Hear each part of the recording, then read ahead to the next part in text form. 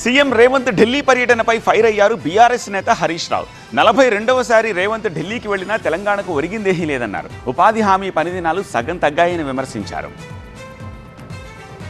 Telangana CM Revanth Reddy ఢిల్లీలో పర్యటించారు. CWC సమావేశాల్లో పాల్గొన్నారు. పలువురు కాంగ్రెస్ అగ్రనేతల్ని కలిశారు సీఎం రేవంత్ రెడ్డి. తెలంగాణలో కులగణనను మోడల్ గా తీసుకోవాలని కేంద్రాన్ని డిమాండ్ చేస్తూ సిడబ్ల్యూసీ తీర్మానం చేయడం తెలంగాణ రాష్ట్రానికి గర్వకారణమన్నారు రేవంత్ రెడ్డి.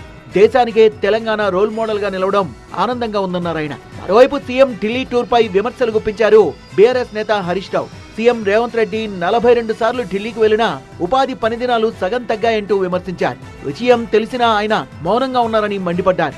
ఉపాధి హామీ కూలీల వేతనాలు 4 నెలలుగా పెండింగ్ లో ఉన్నాయని ఆగ్రహం వ్యక్తం చేసిన హరీష్ రావు వెంటనే కూలీల పనిదినాలు పెంచాలని, బకాయిలు చెల్లించాలని డిమాండ్ చేశారు.